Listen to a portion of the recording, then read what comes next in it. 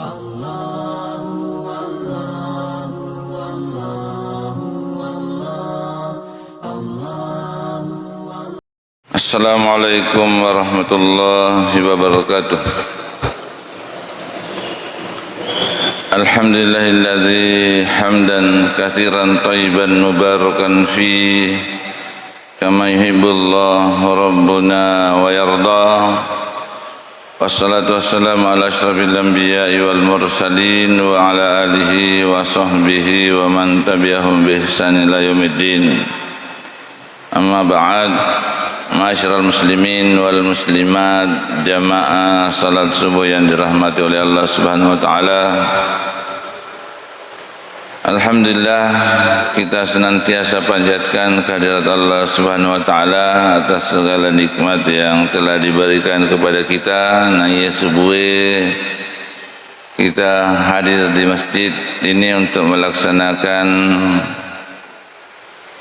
kewajiban sebagai umat tepa yang hari itu salat subuh secara berjamaah. Salawat bapa salamat kepada Nabi Muhammad sallallahu alaihi wasallam, Nabi yang telah membawa risalah keselamatan dunia dan akhirat. Pada subuh hari ini kita akan membahas bab mandi janabah atau makareta bab mandi junub. Ya, biasa kita mandi junub, mandi bersih, dia pacing, maka dia bicara gina dia pacing. Dalam bahasa Arab mandi itu bahasa Arabnya al-ghuslu. Mandi al-ghuslu artinya menuangkan air ke seluruh tubuh. Ya roh ya sange dio. Mandi al-ghuslu atau menuangkan air ke seluruh tubuh. Kemudian secara istilah syariah, istilahnya ulama disebutkan biasanya mandi junub isti'mal ma'in tahurin fi jami'il badani ala wajhin mahsusin bisyurutin wa arkanin. Memakai air yang suci pada seluruh badan dengan tata cara tertentu, dengan syarat-syarat dan rukun-rukunnya. Ya, biasanya mandi menurut istilah memakai air yang suci pada seluruh badan dengan tata cara tertentu, dengan syarat-syarat dan rukun-rukunnya. Sedangkan pengertian janabah, junub, janabah bermakna al-bu'dah, jauh, kebalikannya dekat. Angkat tu ayat ijtanibu katsiran, jauhilah prasangka buruk. Dalam surah Al-Hujurat ijtanibu katsiran minadh-dhanni, jauhilah. Sama maknanya janabah, janabah itu jauh. Jauh. Jadi mandi junub secara istilah masyarakat muslimin yang dirahmati oleh Allah Subhanahu wa taala, ya menurut istilah fikih disampaikan oleh Imam Nawawi, maka ya senge mandi janabah secara syar'i, janabah secara syariat dikaitkan dengan jadi ya senge junub secara syariat ya itu dikaitkan seseorang yang keluar mani atau melakukan hubungan suami istri. Disebut bahwa seseorang itu junub karena dia menjauhi salat masjid dan membaca Al-Quran serta dijauhkan atas hal-hal tersebut. Ya, yang mau ya kedai itu junub karena orang junub itu mandi junub, sebelum mandi junub mandi untuk tidak jauh lagi dari salat. Jadi dari orang junub itu jauh dari salat, jauh dari masjid. Ya, walaupun ada perbedaan ulama apakah orang junub boleh masuk masjid, ada yang sama sekali bilang tidak boleh. Tidak boleh. Karena orang junub itu orang sama dengan perempuan yang sudah haid. Jadi ia sengaja selama ini junub, ya pura kita tulu-tulu atau pura berhubungan suami istri, uranemi perempuan tidak junub. Padahal junub itu adalah jauh dari masjid, ya jauh dari salat, tidak boleh salat. Jadi masyarakat muslimin, mandi dan janabah sering juga disebut dengan istilah mandi wajib. Mandi wajib ini merupakan tata cara ritual yang bersifat ta'abbudi. Jadi mandi wajib itu atau mandi junub itu bersifat ta'abbudi. Agak betul bersifat ta'abbudi. Purana pak guruang nabita purana pak guruang ilaleng agamata. Yang mandi biasa tidak ada aturannya. Yang penting menyiram badan, mau pakai sabun tidak pakai sabun, mau kaki dulu, kepala dulu atau apa dulu terserah. Tidak ada masalah. Itu kalau mandi. Tetapi mandi wajib atau mandi janabah sudah diatur di dalam agama kita. Yang namanya sudah aturan-aturan agama itu pernah dijelaskan Nabi sallallahu alaihi wasallam. Pada umpamanya akikah ya masyarakat muslimin, akikah itu penyembelihan untuk anak yang baru lahir di umur 7 hari dan seterusnya. Itu ta'abbudi. Jadi nilai ibadah. Jadi mandi juga ada mandi ibadah. Iya nih sengaja mandi ibadah, mandi junub, mandi wajib. Walaupun juga ada mandi ta'abbudi tapi dia tidak wajib, mandi sunnah. Kira mandi sunnah, kosta juma'i melokilo masih disunnahkan kita untuk mandi sebelum berangkat ke lapangan untuk Idul Adha, Idul Fitri dianjurkan untuk mandi. Ini masyarakat muslimin yang dirahmati oleh Allah Subhanahu wa taala, hal-hal yang mewajibkan aga pas sabareng nawaji ki dio junnu, aga pas sabareng nawaji ki dio wajib mandi. Yang menyebabkan kita wajib mandi, para ulama menetapkan paling tidak ada 6 yang mewajibkan seseorang untuk mandi janabah. 3 hal diantaranya terjadi pada laki-laki dan perempuan. 3 hal yang hanya terjadi pada perempuan. 3 yang terjadi pada kedua laki-laki dan perempuan. 3 hal yang hanya terjadi pada perempuan. Yang pertama, 3 hal yang terjadi pada laki-laki dan perempuan, dua-duanya kena duai. Yang pertama adalah keluarnya mani. Keluarnya air mani menyebabkan seseorang mendapat janabah, baik dengan cara sengaja, saya berhubungan suami istri, keluar kemudian berhubungan suami istri, atau tidak sengaja, umpamanya katulu-tului keluar mani, mandi, pokoknya sengaja dengan tidak sengaja. Yang tidak sengaja contohnya mandi atau menghayal, kemungkinan masyarakat muslimin, atau kemungkinan ada orang keluar karena sakit, kita bahas nanti. Yang menjadi dasarnya dari hal itu adalah adanya Nabi sallallahu alaihi wasallam al-ma'u mimma'in. Hadisnya dari Said Al-Hudri radhiyallahu an, napuadai Nabi sallallahu alaihi wasallam, maka sesungguhnya air itu atau kewajiban mandi itu dari sebab keluarnya air. Hadis riwayat Bukhari dan Muslim. Namun ada perbedaan sedikit pandangan dalam hal ini di antara para ulama. Mazhab Al-Hanafiyah dan Al-Malikiyah serta Al-Hanbali mensyaratkan, jadi 3 mazhab mensyaratkan bahwa keluarnya mani itu karena syahwat, karena nafsu, naik nafsunya, menrai nafsu, keluar maninya. Saya minta maaf sebelumnya kalau kita bicara masalah ini agak vulgar sedikit itu.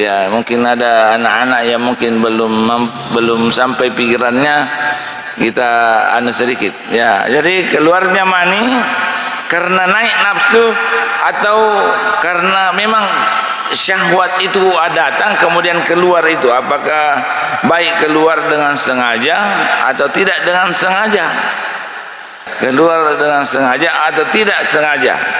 Kemudian yang penting ada dorongan syahwat seiring dengan keluarnya mani, maka barulah diwajibkan mandi. Ini menurut 3 mazhab kecuali mazhab Syafi'i. Asy-Syafi'iyah memutlakkan, Imam Syafi'i, ya ulama-ulama Syafi'i memutlakkan maka dah keluarnya mani baik karena syahwat ataupun karena sakit. Kalau Imam Syafi'i biar bukan syahwat tapi walaupun sakit, karena semuanya mewajibkan mandi janabah.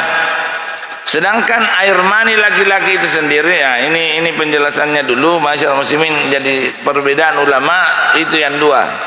Maka dah baik syahwat, ada yang tiga ulama mengatakan nanti syahwat. Kalau Imam Syafi'i, ulama-ulama Syafi'i, maka dari namo tania syahwat, namo tau malasa. Sehingga masyarakat muslimin yang dirahmati oleh Allah Subhanahu wa taala, disebutkan insyaallah yang tiga mazhab, ya kalau orang sakit karena tidak sengaja maka itu tidak diwajibkan. Itu perbedaannya ulama. Kiai yasang air mani, ya najelaskan toi ko buku fikih, dijelaskan di buku fikih yang ciri-ciri air mani, angka ciri khasnya air mani yang membedakannya dengan angka yasang madi, angka yasang mazi. Air yang biasa keluar dari kemaluan itu angka telu, apa si bawa teme, ya kencing. Angka yasang mani, angka yasang mazi, angka yasang wadi. Ya, ini berbeda-beda. Yang pertama, masyarakat muslimin yang dirahmati oleh Allah Subhanahu wa taala, dalam buku fikih dijelaskan yang pertama ciri khasnya air mani adalah dari aromanya. Air mani memiliki aroma seperti al-ajn. Al-ajn itu adonan roti, ya ro pore macam me buat roti, ya ro pore campur agana senaru tepung adonan roti, nah pernah campur, seakan-akan hampir begitu baunya, dan mani itu dengan cepat akan mengering seperti telur bila telah mengering. Oh, putih telur kalau sudah kering, ya kongka melengket di baju atau di putih telur itu, ya begitu modelnya air mani. Nah, kemudian mani keluar dari kemaluan dengan cara memancar, karena dalam Al-Quran itu disebutkan mimma indafiqa, dari air yang memancar. Ya biasa dalam surah As-Sama'i wat-Tariq, surah At-Tariq, ya mimma indafiqa, air yang memancar. Ciri itu adalah air yang memancar. Kemudian yang ketiga, ciri khasnya mani adalah apabila keluar selalu diiringi rasa nikmat, ya, dan setelah itu syahwat jadi meredah. Ciri khasnya selalu keluarnya membawa rasa nikmat, dan setelah itu turun, redai, hilang rasa syahwat kita. Ya, itu ciri-cirinya. Biasanya orang bilang hanya laki-laki, ternyata perempuan juga disebutkan bahwa perempuan juga ada maninya. Kata ya laki-laki orang nemi katulu-tulu, perempuan juga mimpi, kata Nabi Muhammad kunraya.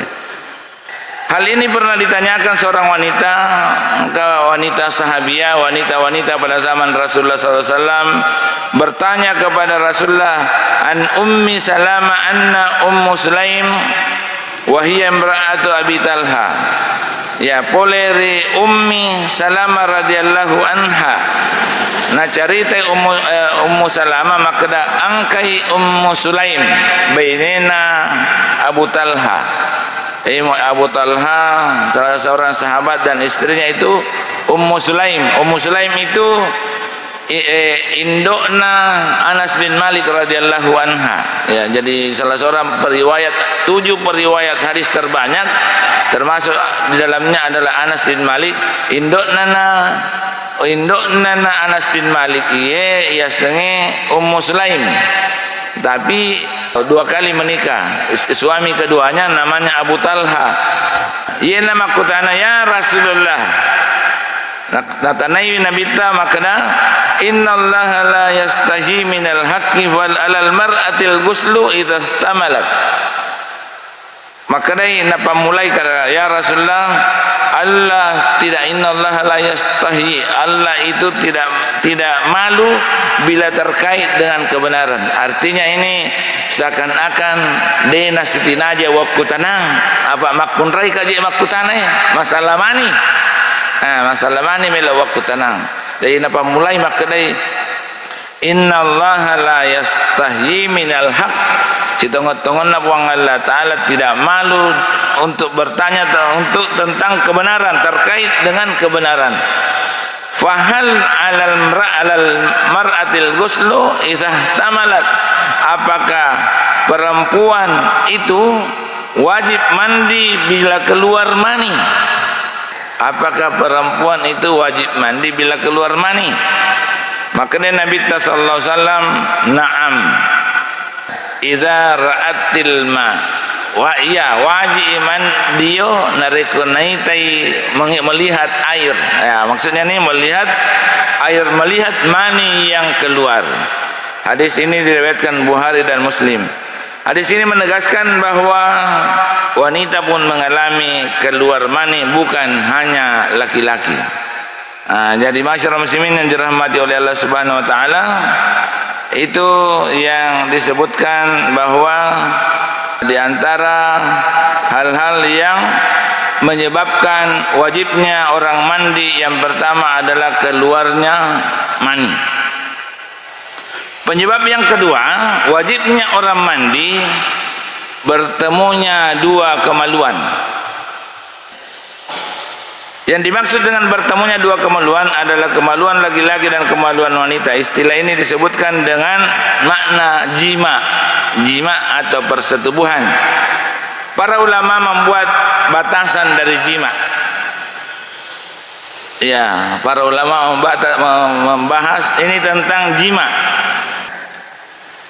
Saya agak vulgar, saya sekali lagi saya ucapkan lagi minta maaf, agak vulgar kita bahas ini agar ya malah terbahas-bahas. Ya, di sini sebutkan ghiyabu ra'sis dzakar lenyakna ulunna katawanna orang dewe fil fardil mar'ah, di kemaluan perempuan. Walau min ghairi inzalil mani, walaupun tidak keluar mani. Ya, itu yang disebut bertemu nareko sigesani ya. Ini ulama ada yang mengatakan nanti hilang kepalanya, nanti masuk kepalanya. Ya, walaupun tidak keluar, tidak sampai keluar maninya, maka itu sudah disebut sebagai orang yang berjima. Kemudian para ulama meluaskan maknanya jima bukan hanya pada suami istri saja, tetapi jima terjadi pada orang dewasa atau anak kecil. Juga termasuk jima baik dilakukan kepada wanita yang masih dalam keadaan hidup ataupun dalam keadaan mati.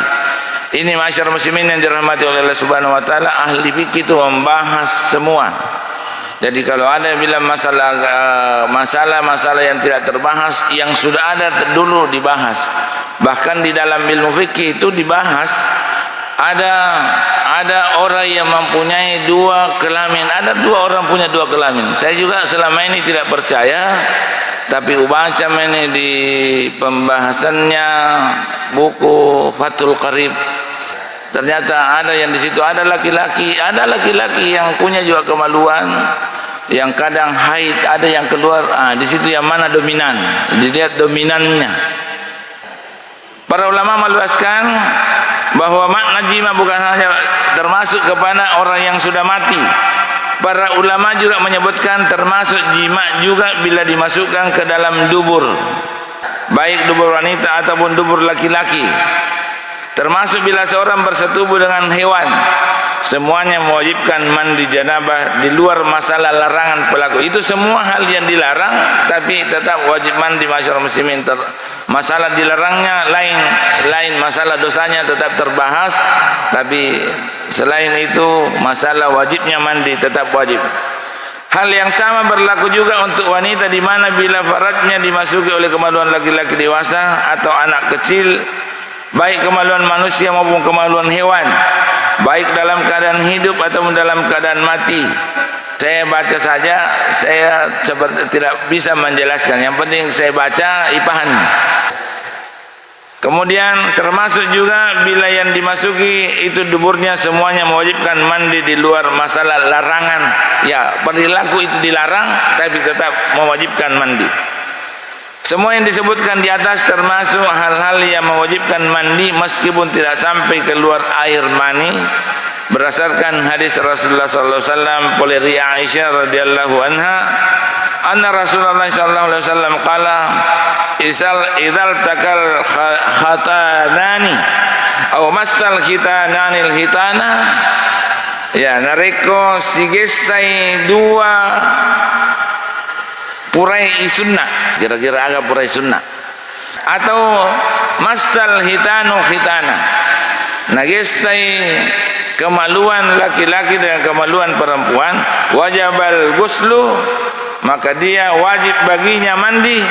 Fa'alat huwa ana Rasulullah sallallahu alaihi wasallam faqasalna, kemudian aku melakukannya bersama Rasulullah dan kami mandi. Ini Aisyah radhiyallahu anha yang menceritakan, ditambah hadisnya dari Abu Hurairah radhiyallahu anhu qala Rasulullah sallallahu alaihi wasallam jalasa baina, ini istilahnya Rasulullah, boleh dari Abu Hurairah, maka dari Nabi ta idza jalasa baina syu'abihal arba'ah summa jahadaha, maka dari Nabi ta bila seorang duduk di antara empat cabangnya, empat cabang, jadi empat, maksudnya empat paha, empat kaki. Ya, biasanya empat kaki, yang ada kaki laki-laki dua, kaki perempuan dua. Kemudian jahadaha, kemudian dia bersungguh-sungguh untuk menyetubuhinya, maka sudah wajib baginya mandi. Rawahu Muslim wa illam yunzil, di dalam riwayat Muslim natambawi. Jadi ini hadis ini di muttafaqun alaih, diriwayatkan oleh Bukhari dan Muslim, tapi di hadisnya Muslim natambahi wa illam yunzil, walaupun air mani tidak keluar, walaupun air mani tidak keluar. Maka intinya masyarakat muslimin yang dirahmati oleh Allah Subhanahu wa taala, apabila sudah berhubungan kemudian walaupun air mani tidak keluar, maka itu sudah mewajibkan mandi. Kemudian yang ketiga yang mewajibkan mandi, ini mungkin kita bertanya-tanya, siapa yang mandi? Orang yang sudah meninggal. Seorang yang meninggal dunia membuat orang lain wajib untuk memandikan jenazahnya. Dalilnya adalah sabda Nabi sallallahu alaihi wasallam tentang orang yang sedang ihram tertimpa kematian. Ighsilu bima'in wasidrin. Rasulullah bersabda mandikan. Jadi ada orang yang berpakaian ihram, ada orang yang bersementara berpakaian ihram, mungkin umrah, mungkin haji, kemudian ditimpa oleh bangunan kemudian meninggal.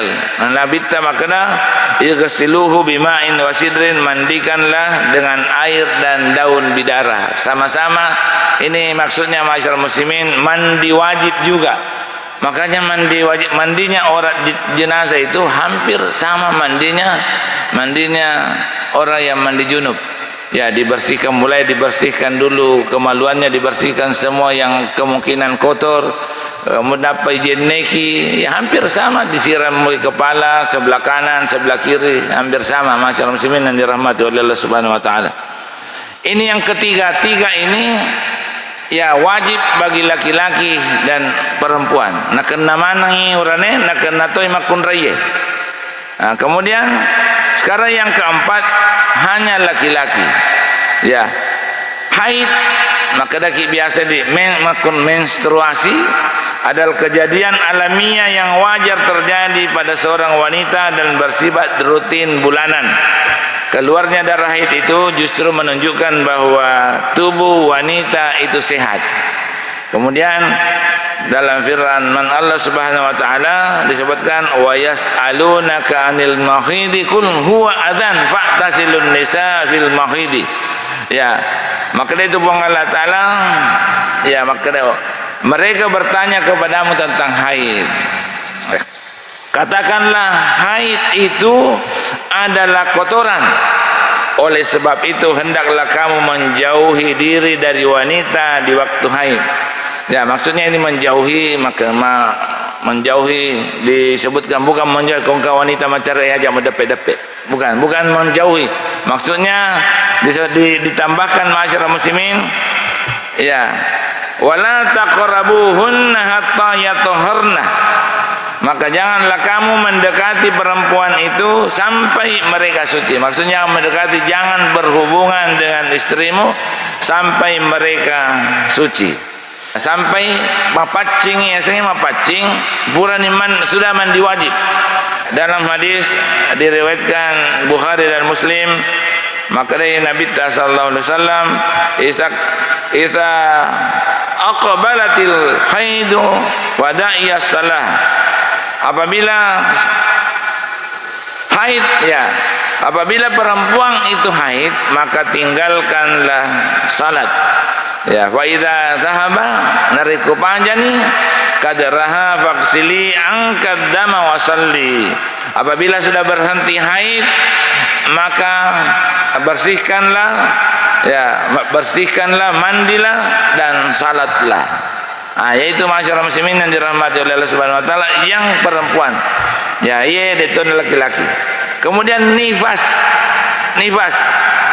Ya, sengaja nifas adalah darah yang keluar dari kemaluan seseorang wanita yang telah melahirkan.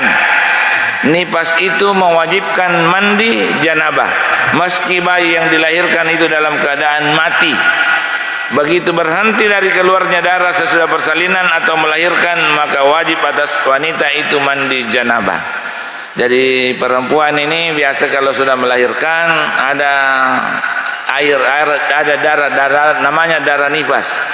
Tunggu sampai berhentinya darah nifas. Ada yang biasa bilang 40, tidak perlu menunggu 40 hari. Kalau darah nifasnya sudah berhenti, maka dia wajib mandi kemudian melaksanakan salat. Hukum nifas dalam banyak hal lebih sering mengikuti hukum haid, sehingga seorang yang nifas tidak boleh salat, tidak boleh tawaf di Baitullah, tidak boleh masuk masjid. Walaupun ada perbedaan pendapat ulama, ada juga perbedaan ulama yang mengatakan tidak boleh membaca Al-Quran, jadi tidak boleh menyentuhnya, bersetubuh. Jadi hukum nifas ini pada hukumnya atau haid atau macarifah atau menstruasi sama. Apa larangan-larangan orang haid sama larangan-larangannya orang nifas. Kemudian masyarakat muslimin yang ketiga hanya untuk perempuan adalah melahirkan. Seorang wanita yang melahirkan anak meskipun dalam keadaan mati itu maka wajib atasnya untuk melakukan mandi janabah. Bahkan mesti saat melahirkan tidak ada darah yang keluar. Maksudnya ini masyarakat muslimin, walaupun tidak ada darah nifas, yang penting perempuan itu melahirkan, memana imakun raya yesoe, kemudian tidak ada darah nifas, maka dia sudah wajib mandi kemudian salat. Ya, karena sahabat itu agak darah nifasnya tidak ada, jadi tunggu. Meskipun tidak ada, pokoknya tidak ada nifas sama sekali, maka wajib atasnya untuk mandi janabah lantaran persalinan. Jadi dia mandi karena melahirkan. Ya, mandinya karena melahirkan walaupun tidak ada darah nifas. Kalau tadi nifas kupaja nih capuk nih darahnya, maka dia wajib mandi. Jadi itu enam yang mewajibkan kita mandi wajib. 3 untuk laki-laki dan perempuan, 3 untuk perempuan saja. Kemudian masyarakat muslimin yang dirahmati oleh Allah Subhanahu wa taala, ini tidak lama yang kita bahas selanjutnya adalah rukun mandi wajib. Ya, telu rukun mandi wajib, dan ini harus dilakukan narekodena pigau masyarakat muslimin, maka dia tidak sah. Niatnya yang pertama adalah niat. Jadi ini yang paling penting masyarakat, karena mandi itu adalah kebiasaan sehari-hari. Biasa dia lupai meniat. Kurang ni dia meniat mau kiganang. Kalau tidak berniat, tidak ada niat tadi, maka ulangi karena tidak sah. Ya, biar bahasa seluruh anggota tubuh. Kalau memang dari awal tidak ada niat, maka itu ulangi. Yaitu kan mandi kita sudah bersihkan. Rukun yang kedua dulu. Jadi yang pertama niat, yang kedua adalah membersihkan najis, menghilangkan najis. Ya kita kan kalau mandi pada umumnya mas sabuk kiaga mas sampo menghilangkan najis itu sudah hilang najisnya. Ya mandi biasa tanpa mandi wajib hilang najis melok mas sempajang. Kemudian yang ketiga adalah meratakan air ke seluruh tubuh. Jadi ini 3. Walaupun sudah kan apalagi dio ekosaloe tapal lopak bawa mi dio kosaloe mapacin ni bajanya, tapi ternyata selesai mandi mau salat naingerai makada dewan niat nang tidak ada dalam hati kita berniat untuk mandi wajib, maka ulangi. Ini kadang masyarakat muslimin yang dirahmati oleh Allah Subhanahu wa taala, karena mandi ini adalah pekerjaan yang tiap hari, bahkan 2 paling sedikit yang kita lakukan. Ada orang mandi sampai 3 kali. Medallah jama-jamanna dioi. Pulangi dari tempat kerjanya mandi, sore mandi lagi. Ya, ada mungkin orang karena kebiasaan mandi tidak berniat. Ingerangi maniak mau ki karenangi. Ya, siapa tahu apalagi ada jedanya. Ya, malam berhubungan suami istri, kemudian mungkin subuh. Ya, karena kebiasaan mandi subuh tapi dia bawa tidak ada niat. Kalau umpamanya sebelum duhur ngerangi, ya renang iya dia subuh sebelum salat subuh, karena kebiasaan dia seding niat dia junub, maka ulangi mandi junub, ulangi dengan itu memperbaiki niat. Kemudian selanjutnya masyarakat muslimin yang dirahmati oleh ulangi salat subuh. Ya, kira-kira yang kita bahas dulu pada hari ini. Insyaallah pekan depannya baru kita masuk sunnah mandi junub. Saya kira itu bagaimana ini akan ada penjelasannya nanti. Sebenarnya mandi tapi mau junub kemudian ada halangan, apakah sakit? Ya, ada beberapa riwayat, ada sahabat dalam perjalanan kemudian junub. Ya, junub naingerang hiro makada kodega emelai mak dio digagawai. Naingerangi makada komelo te mak jenne digawai mat tayamung itawe. Jadi aro alena mak galilui. Nalilu alena yasik natanai. Lisu sahabai dicaritangi ni nabita, nami cawa-cawa mi nabita. Napa makan nabita? Tayamum itu sudah cukup untuk pengganti mandi. Ada juga sahabat yang sakit, ya sudah sakit keras, kemudian mandi junub, disuruh mandi, akhirnya meninggal dunia. Cari tangi nabita maka malah seru tapi junub isuruh dio, kada wajib mandi maka nabita. Magi na musuruh dio, bertayamum itu sudah cukup. Tayamum itu sudah cukup. Perempuan kalau haid kemudian mati lampu dia gagawai ko boleh taman itu sempajang, maka boleh dia tayamum. Saya kira itu masyarakat muslimin yang dirahmati oleh Allah Subhanahu wa taala. Kita menutup dengan membaca kafarat majelis. Subhanakallahumma rabbana bihamdika asyhadu an la ilaha illa anta astaghfiruka wa atubu ilaik. Nasrun minallah, fatun qarib wa basyiril mu'minin. Wassalamualaikum warahmatullahi wabarakatuh.